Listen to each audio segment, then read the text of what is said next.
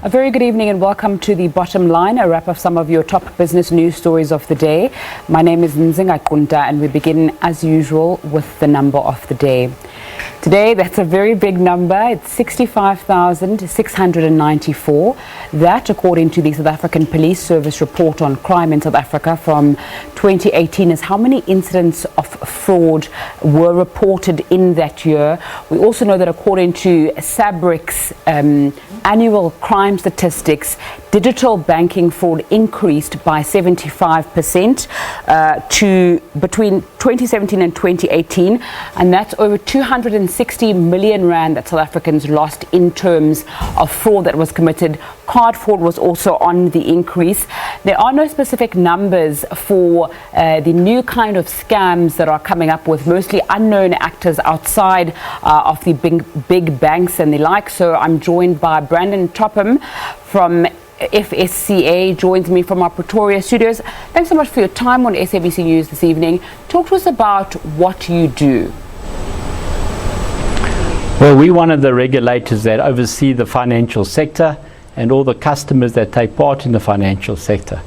I like to see us as modern day knights. We've got a duty to help grow the prosperity of the country whilst fighting the greedy barons and also the robbers on the road and combating the dragons. And if you look at the size of some of the returns which many organizations and individuals are offering people in South Africa, it can be a fairy tale to achieve those results. So as the FSCA, you've recently fined asset manager 350,000 rand on the basis that they gave out information for unapproved funds. Take us through the scope of the work that you do and how specifically in that case you decided on that. Well, one of the ways we protect the public is to make sure that anybody that sells a financial product or a service in South Africa is registered with us. And that way we maintain the standards and they've got to apply with the guidelines which we issue them. And one of the requirements in this specific case is that if you market a collective investment, which most people know as unit trust, it's got to be registered with us. And in this specific circumstance, there was on their website some offshore unit trusts that were offered and they weren't registered with us, and that's we fined them for that, effectively. And what we normally do to regulate the industry is we start off with setting the standards, and then we supervise the different organizations playing in the market to make sure they actually stick with those standards. And in certain cases, when people transgress it or into that market that aren't registered, then we take enforcement action against them. And this is an example of an enforcement action. With the amount of fraud that is currently being perpetuated in South Africa, it's not possible, even with your scope, to find each and every person that may be doing this. We saw from digital card fraud about 800 million rand in the reported period. So how do you find the information? How do you determine that this is something that you need to deal with? Well, fighting fraud is not just a requirement for our regulator. It's obviously predominantly enforced by the South African Police Services, etc. But we concentrate on fraud that's committed by persons that aren't registered offering what we would call a financial product or a service. And in those cases, we work with the Financial Intelligence Center to try and identify these illegal operators as quickly as possible, and then we work with the police and asset forfeiture unit to close them down as quickly as possible. But it's a massive scale, as you say.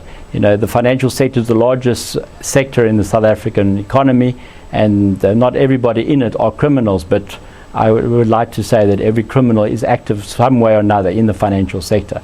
So everybody's got a role to play, and we concentrate specifically on people offering so-called investments and how they offer it, etc. There are lots of ways to commit fraud, and we just focus specifically on financial customers and financial products.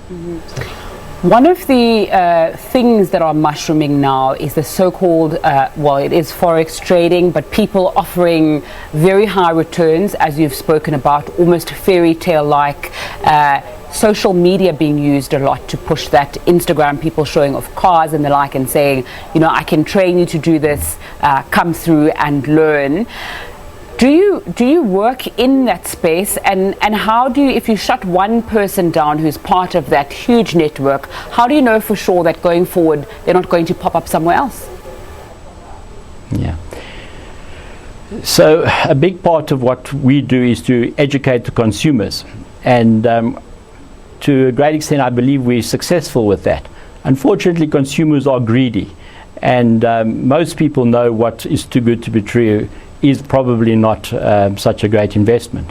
And forex trading, it's not strictly speaking illegal. There's a lot of rules around it. You can legally buy forex, etc. But what's happening is that people are committing fraudulent schemes behind a forex trading activity. So you believe you're buying forex, but you're actually just paying the money into the fraudster's bank account, and in very many cases a foreigner's bank account, and then you never see it again. Or you get your portfolio statements, etc. from them, but there's no real asset behind it, and that's the real concern. So that's why we always urge the public to only operate with people that are registered and licensed with the correct regulators, and not the guarantee that it's not a fraudulent scheme, but at least one check in ensuring that they don't get ripped off. What other advice would you give to somebody watching when it comes to the financial sector and how to be careful and spot a scam? Well, if the return is high, it's a scam. It's as simple as that. Stick to your known products.